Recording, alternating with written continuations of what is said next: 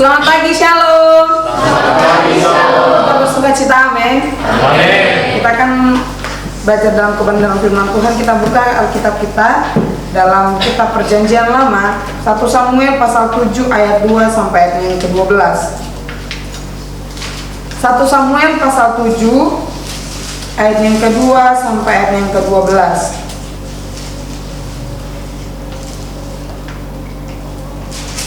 Sudah mendapatkannya, amin?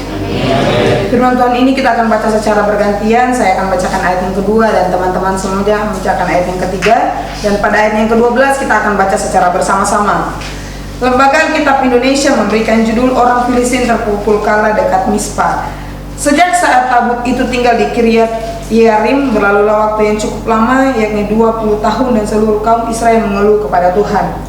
Lalu berkatalah Samuel kepada seluruh kaum Israel demikian, jika kamu berpaling kepada Tuhan dengan segenap hati, maka jauhkanlah para allah asing dan para asyirik dari tengah-tengahmu, dan tunjukkanlah hatimu kepada Tuhan dan beribadahlah kepadanya, maka Ia akan melepaskan kamu dari kamu sendiri. Kemudian orang-orang Israel menjauhkan para Baal dan para Asitoret dan beribadah hanya kepada Tuhan. Lalu berkatalah Samuel, kumpulkanlah segenap orang Israel di Mispa, maka Tuhan berdoa kepada Tuhan. Setelah berkumpul di Mispa, mereka menimba air dan mencurahkannya di hadapan Tuhan. Mereka juga berpuasa pada hari itu dan berkata di sana, kami telah berdosa kepada Tuhan. Dan Samuel menghakimi orang Israel di Mispa. Ketika orang Filistin bahwa orang Israel telah berkumpul di Mispa, majulah raja orang Filistin mendatangi orang Israel, serta mendengar orang Israel demikian, maka ketakutanlah mereka terhadap orang Filistin. Lalu kata orang Israel kepada Samuel, janganlah berhenti berseru bagi kami kepada Tuhan Allah kita, supaya Ia menyelamatkan kami dari tangan orang Filistin itu. Sesudah itu Samuel mengambil seekor anak domba yang diusuk, lalu persembahkan seluruhnya kepada Tuhan sebagai korban bakaran. Lalu ketika Samuel berseru kepada Tuhan bagi orang Israel, maka Tuhan menjawab dia. Sedang Samuel mempersembahkan korban bakaran itu, majulah orang Filistin berperang melawan orang Israel. Tetapi pada hari itu Tuhan mengguntur dengan bunyi yang hebat ke atas orang Filistin dan mengacau balaukan mereka, sehingga mereka terpukul kalah oleh orang Israel. Keluarlah orang Israel dari Mispa, mengejar orang Filistin itu dan membunuh mereka sampai hidup mereka. Sama-sama. Kemudian Samuel mengambil sebuah batu dan mendirikannya antara Mispa dan sana. Ia bernamanya Ebenezer, yang katanya sampai di sini Tuhan menolong kita. Amin. Demikian jauh pembacaan kita di pagi hari ini. Yang berbahagia adalah kita semua yang mendengarkan firman Tuhan dan memelihara dan melakukan firman itu dalam setiap kehidupan kita hari lepas hari. Teman-teman semua yang diberkati oleh Tuhan, firman Tuhan di pagi hari ini saya berikan tema adalah Tuhan penolong satu-satunya. Tuhan penolong satu-satunya yang saya ambil di ayat yang ke-12. Kemudian Samuel mengambil sebuah batu dan mendirikannya antara Mispa dan Yisana. Ia menamanya Ebenezer, katanya sampai di sini Tuhan menolong kita. Teman-teman semuanya berkati Tuhan, ada sebuah cerita bahwa di satu keluarga ini terserang keadaan yang sangat malang. Suaminya tidak bekerja lagi dan mereka ini terlilit banyak hutang. Teman-teman semuanya diberkati oleh Tuhan, suami ini sudah berkali-kali meminta pertolongan untuk mencari pekerjaan, namun dia tidak mendapat pekerjaan lagi. Padahal dia mempunyai 2 orang anak yang tentunya ketika membesarkan anak ini membutuhkan biaya yang sangat mahal. Dan akhirnya ketika dalam keadaan seperti ini, sang suami berunding dengan istri. Mereka memilih satu keputusan yang menurut saya sangat wow. Mereka memutuskan untuk bunuh diri saja. Mereka bunuh diri bersama-sama. Mau suami, istri, dan kedua anaknya, mereka berunding bahwa mereka bunuh diri saja karena tidak mampu untuk membiayai apa yang menjadi kebutuhan mereka.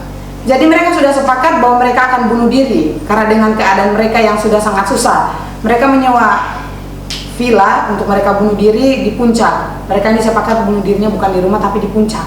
Mereka sewa villa untuk bunuh diri. Mereka pakai racun serangga untuk bunuh diri. Sebenarnya mereka sudah sampai di villa, sudah rencana mereka sudah tersusun dengan baik, dan sebelum mereka bunuh diri, sang suami ini tiba-tiba ingat sama Tuhan Yesus. Sang suami ingat sama Tuhan Yesus tiba-tiba, jadi dia bilang sebelum kita bunuh diri, dia ajak semua keluarganya untuk berdoa. Dalam doanya dia bilang begini, Tuhan Yesus, sebenarnya bunuh diri itu tidak baik, tapi kami tidak tahan dengan tekanan hidup yang susah, makanya kami memilih untuk bunuh diri. Ketika selesai mereka berdoa, mereka sudah mulai meminum racunnya, tapi apa yang terjadi? Ada petir yang menyambar gelas mereka. Dengan di sini mereka mulai berpikir bahwa Tuhan tidak suka bahwa mereka bunuh diri. Dan mereka mengambil keputusan untuk tidak jadi bunuh diri. Mereka pulang, dan apa yang terjadi ketika mereka pulang, Tuhan bekerja bagi kehidupan mereka. Sang suami mendapat pekerjaan lagi, dan kehidupan mereka semakin membaik, perekonomian mereka semakin membaik. Teman-teman semua diberkati oleh Tuhan. Melalui cerita ini kita belajar bahwa Tuhan tidak pernah meninggalkan kehidupan kita dalam keadaan apapun. Kita percaya perjalanan kehidupan manusia tidak berjalan mulus-mulus saja. Tetap ada saja di mana kehidupan kita itu mengalami namanya ketika dalam keadaan terpuruk, dalam keadaan susah, kita tidak selamanya dalam keadaan senang. Namun kita belajar bahwa dalam keadaan apapun, Tuhan tidak pernah meninggalkan kehidupan saya dan saudara. Dalam keadaan tersesak apapun itu, Tuhan tetap ada buat kehidupan kita. Teman-teman semua diberkati oleh Tuhan. Masalah akan tetap ada dalam kehidupan kita selagi kita masih berada dalam satu titik atau satu tempat yang dinamakan dengan dunia. Ketika kita masih ada dalam dunia, masalah itu akan tetap ada, akan tetap datang silih berganti. Kadang kita berkata satu masalah saja belum selesai, sudah aja datang masalah yang lain. Itulah kehidupan kita. Namun di sini kita belajar bahwa Tuhan akan tetap menolong kehidupan kita dalam keadaan susah kita. Tuhan akan tetap menolong kehidupan kita.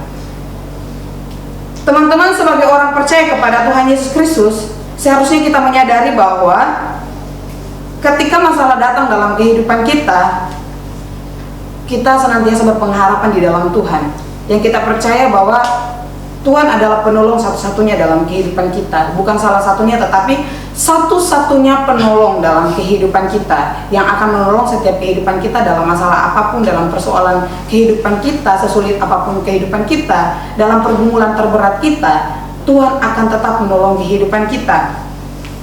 Ketika kita sebagai orang percaya menyadari bahwa sumber pertolongan kita satu-satunya adalah kepada Tuhan, yang dapat memberikan jaminan bahwa kita akan dapat menyelesaikan setiap apa menjadi persoalan kita, maka kita harus melakukan ada beberapa hal yang harus kita kerjakan dalam kehidupan kita. Di sini kita belajar mulai kebenaran firman Tuhan dalam 1 Samuel pasal 7 ayat yang kedua sampai 12. Yang pertama, bahwa kita harus tetap percaya kepada Tuhan. Kita harus tetap percaya kepada Tuhan.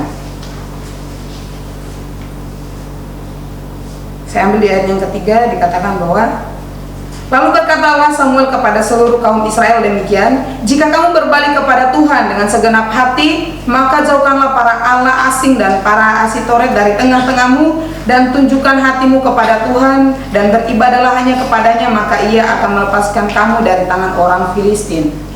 Hanya percaya kepada Tuhan, tidak menyembah kepada ilah-ilah lain. Teman-teman semua diberkati oleh Tuhan, tetap percaya bahwa hanya Tuhanlah yang dapat memberikan pertolongan dari setiap apa yang kita alami. Ketika kita mengandalkan Tuhan, ketika kita percaya bahwa hanya Tuhan yang dapat menolong kehidupan kita, maka Tuhan akan bekerja dalam kehidupan kita. Seperti yang kita baca dalam pembacaan kita di saat pagi hari ini, bahwa Tuhan menolong orang Israel ketika orang Filistin datang untuk memerangi mereka. Di sini mereka menyembah berhala, makanya dikatakan bahwa jauhkanlah para Baal atau Asitoret, penyembahan-penyembahan berhala, untuk diajukan untuk tetap percaya kepada Tuhan, kepada Allah Israel yang menuntun mereka keluar dari tanah perbudakan. Teman-teman semua diberkati oleh Tuhan, sesuai dengan dalam Yeremia pasal 17 ayat yang kelima, ketika kita mengandalkan manusia, maka tidak ada keuntungan yang kita dapatkan. Namun di ayat yang ketujuh, ketika kita mengandalkan Tuhan, maka kita akan mendapatkan berkat. Di sini kita mengambil satu pelajaran bahwa ketika kita mengandalkan Tuhan, ketika kita percaya Tuhan yang bekerja bagi kehidupan kita, ketika kita percaya bahwa Tuhan yang akan menolong kehidupan kita, maka Tuhan yang akan bekerja bagi kehidupan kita. Teman-teman semua yang diberkati oleh Tuhan, Tuhanlah yang menjadi satu-satunya andalan dalam kehidupan kita. Kita mempunyai banyak masalah, mempunyai banyak pergumulan. Dari mungkin yang kita rasakan sudah yang paling terberat, yang belum terberat.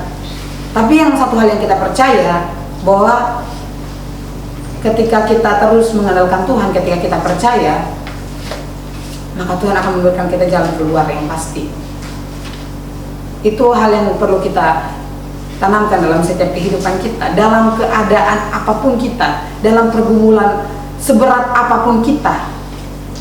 Jangan mengambil hal-hal yang jalan pintas yang tidak sesuai dengan apa yang Tuhan kehendaki. Seperti di cerita tadi, mereka bunuh diri. Jangan dalam keadaan seperti itu kita putus asa. Kita tidak mau lagi ingat pada Tuhan yang akan memberikan kita pertolongan, yang akan senantiasa menuntun kehidupan kita, dan kita mengambil jalan yang pintas langsung, ya sudah saya bunuh diri. Ketika saya bunuh diri, selesai sudah, nggak ada lagi yang saya pikirkan. Tapi bagaimana kehidupan kita sebagai orang percaya ketika kita menyadari bahwa Tuhan yang dapat menolong kehidupan kita, bahwa Tuhan adalah satu-satunya penolong dalam setiap kehidupan kita, maka kita akan datang kepada Tuhan. Kita percaya bahwa Tuhanlah yang akan terus menolong kehidupan kita. Dari ini bahkan sampai selama-lamanya Tuhan tidak akan pernah berubah. Tuhan yang disembah oleh bangsa Israel, yang menolong mereka dari keluar dari tanah perbudakan, dari perjalanan mereka, yang terus menolong mereka dari setiap yang mereka alami, itu tidak berubah sampai Allah sampai sekarang. Kita percaya bahwa Allah tidak pernah berubah dulu, sekarang, bahkan sampai selama-lamanya. Allah adalah tetap Allah yang kita sembah. Allah yang akan senantiasa terus bersama-sama dalam kehidupan kita, yang akan senantiasa menolong kehidupan kita.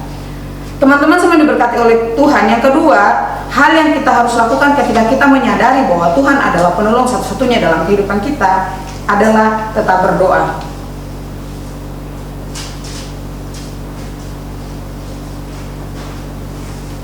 Tetap berdoa dalam setiap apapun keadaan kita akan tetap senantiasa untuk berdoa. Doa dikatakan bahwa adalah nafas kehidupan orang percaya. Kalau berbicara tentang nafas, ketika kita tidak bernafas berarti kita mati. Ketika kita berdoa berarti mati, bukan mati secara jasmani ya, kerohanian kita mati ketika kita tidak berdoa lagi kepada Tuhan.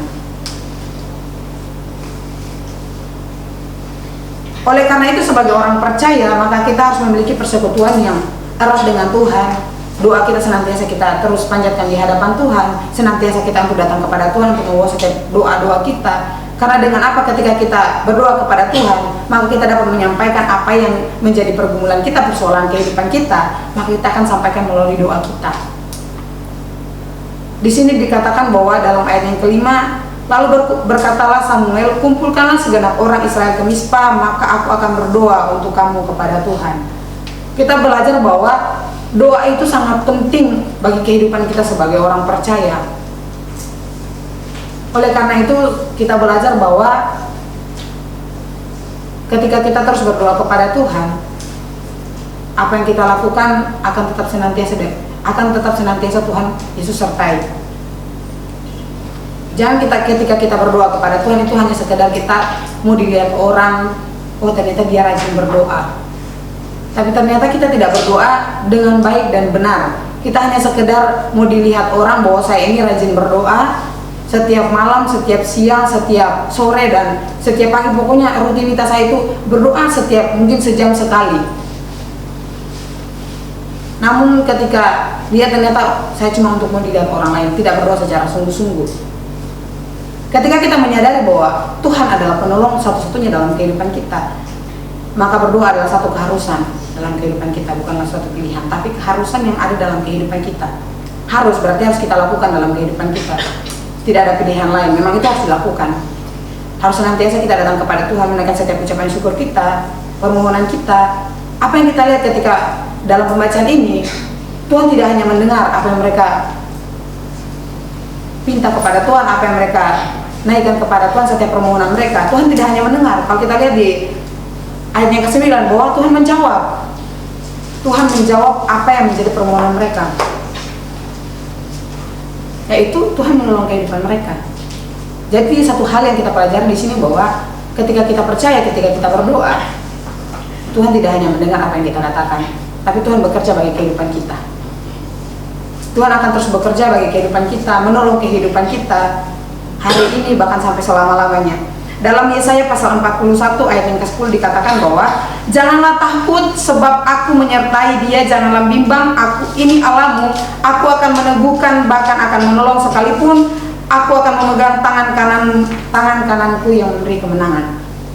Jadi teman-teman yang diberkati oleh Tuhan, firman Tuhan di pagi hari ini mengajarkan kita bahwa Tuhan adalah penolong satu-satunya dalam kehidupan kita. Ketika kita menyadari bahwa Tuhan adalah penolong satu-satunya dalam kehidupan kita, maka kita akan senantiasa percaya kepada Tuhan. Tidak ada ilah lain di setiap kehidupan kita, hanya ada satu, Tuhan Yesus Kristus yang ada dalam kehidupan kita. Allah yang kita sembah hanya satu. Kita tidak mendua hati kita, hanya kepada Tuhan kita percaya, hanya bahwa Tuhan yang dapat menolong kehidupan kita. Yang kedua, keharusan kita untuk tetap senantiasa berdoa kepada Tuhan. Ketika kita percaya dan terus berdoa kepada Tuhan, Tuhan tidak hanya mendengar apa yang kita katakan, apa yang kita selama ini pinta-pinta dalam doa kita, namun Tuhan Yesus akan bekerja bagi kehidupan kita, menjawab setiap apa yang menjadi pergumulan kita. Teman-teman, semua diberkati oleh Tuhan. Tuhan tidak menjanjikan bahwa langit selalu biru dan jalan selalu rata, tapi yang Tuhan janjikan bahwa Tuhan akan senantiasa menyertai kehidupan kita. Tuhan Yesus akan senantiasa untuk menolong kehidupan kita. Jadi walaupun dalam keadaan terberat kita, dalam setiap permasalahan, pergumulan, saya tidak tahu apa yang teman-teman sedang alami sekarang, apa yang teman-teman pergumuli sekarang yang jadi persoalan berat apapun itu. Namun satu hal yang kita pelajari di saat pagi hari ini, tetap percaya, tetap berdoa bahwa Tuhan yang terus menolong kehidupan kita. Walaupun dalam keadaan yang terberat apapun itu, jangan memilih untuk melakukan hal-hal yang tidak sesuai dengan apa yang Tuhan mau, tapi mari melakukan apa yang Tuhan kehendaki. Datang kepada Tuhan, percaya kepada Tuhan, dan senantiasa berpengharapan di dalam Tuhan. Amin. Demikian firman Tuhan. Mari melakukan firman Tuhan ini dalam kehidupan kita. Tuhan Yesus memberkati.